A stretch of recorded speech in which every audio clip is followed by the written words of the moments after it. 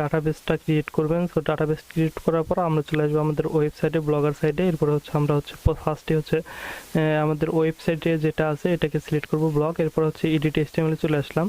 চলে আসার পর এখান থেকে যে কোনো একটা জায়গায় ক্লিক করবেন, যে কোনো একটা জায়গায় মাউস দিয়ে বা ফোন দিয়ে ক্লিক করার পর এখান থেকে কন্ট্রোল এফ প্রেস করলে দেখবেন যে সার্চ বার চলে আসছে। জাস্ট এখান থেকে আপনারা লিখবেন এপিআই লিখবেন। এপিআই লেখার পর ইন্টার করে দিলে জাস্ট এখান থেকে ইন্টার করবেন। ইন্টার করতে থাকলে আচ্ছা জাস্ট আপনারা জাস্ট এপিআই কি লিখে দিতে পারেন, তাহলে আরো বেশি তাড়াতাড়ি পেয়ে যাবেন। দেখেন এপিআই কি লেখার সাথে সাথে এখান থেকে কনস ডট ফায়ারবেসের যে এপিআইটা আছে এটা কিন্তু চলে আসছে। জাস্ট আমরা এখান থেকে সিলেক্ট করব, জাস্ট এই পর্যন্ত ভালো করে সিলেক্ট করবেন। আপনারা এখান থেকে যদি ভুল করেন তাহলে কিন্তু কাজ হবে না। দেখেন জুম করে দেখে আপনাদের, জাস্ট এইখান থেকে শুরু করবেন এইখান পর্যন্ত। এই যে ব্র্যাকেটটা আছে, ব্র্যাকেট থাকবে, জাস্ট এপিআই থেকে শুরু করবেন, এখানে ডাবল কমা পর্যন্ত শেষ করবেন। জাস্ট এরপর হচ্ছে কি করবেন, পেস্ট করে দেবেন আপনারা যেটা কপি করছেন। এরপর সেভ করে দিলাম। সেভ করলে একটু প্রসেসিং হবে, আপডেট সাকসেসফুল হয়ে গেছে। এখন যদি আমরা আমাদের ওয়েবসাইটে যাই রিলোড করি, দেখবেন এখানে কিচ্ছু নাই, কিছু থাকবে না।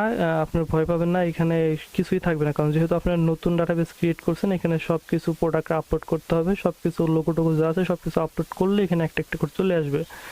এখন হচ্ছে কথা হচ্ছে, যেহেতু আমাদের ওয়েবসাইটে অর্ডার করলে সাথে সাথে আমরা টেলিগ্রামে নোটিফিকেশন পাবো, তাহলে এটাকে কীভাবে ম্যানেজ করব, এর জন্য এইটা করার জন্য হইতেছে কি করতে হবে, আপনারা চলে আসবেন আবার কোডিংয়ের ভিতরে চলে আসবেন।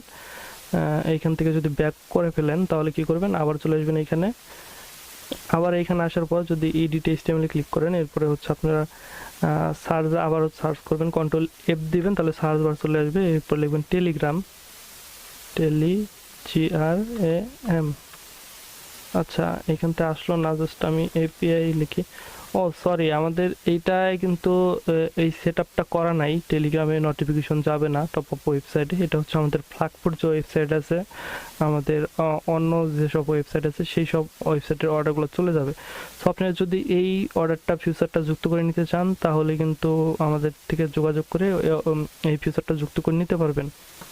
যে আপনাদের ওয়েবসাইটে যখনই কেউ ডায়মন্ড অর্ডার করবে, যে কোনো কিছু অর্ডার করবে, সাথে সাথে নোটিফিকেশন আপনাদের পৌঁছে যাবে আপনাদের টেলিগ্রামে। সেটা দেখে আপনারা অর্ডার অ্যাপ্রুভ রিজেক্ট করে দিতে পারবেন।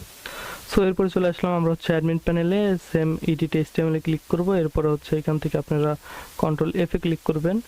সো আপনারা হচ্ছে যারা ফোন থেকে করবেন তারা কন্ট্রোল এফ এ কীভাবে ক্লিক করবেন সেটা তো পারবেন না। এর জন্য হচ্ছে একটা কিবোর্ড নামায় নেবেন, যে কিবোর্ড থেকে কন্ট্রোল এফ এ ক্লিক করলে চলে আসবে। এগুলো আপনারা সার্চ করে ইউটিউবে ভিডিও টিডিও দেখলেই বা জেমিনিকে জিজ্ঞাসা করলে কোন কিবোর্ডে কন্ট্রোল এফ প্রেস করলে সার্চ বার আসে সেটা বললে ও বলে দিবেন না, সেটা দেখে ডাউনলোড করে নিয়ে সেটা দিলে আপনারা এইভাবে করতে পারবেন। এরপরে এইখানেও লিখবেন এপিআই কি, তাহলে চলে আসবে। জাস্ট আমি এপিআই কি লিখলাম, লেখার পরে এন্টার করে দেওয়ার পর দেখবেন যে এপিআই কিটা চলে আসছে। এখান থেকে আবারও দেখাই সিলেক্ট করার সিস্টেমটা। এখান থেকে হচ্ছে আপনারা ফার্স্ট এপিআই থেকে শুরু করবেন। এই যে এইখান থেকে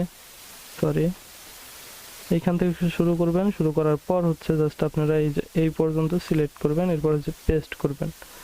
এপিআইটা পেস্ট হয়ে গেছে, সেভ করলাম। সেভ করার পর হচ্ছে আমরা যদি আবার সেম অবস্থায় চলে আসি তাহলে হচ্ছে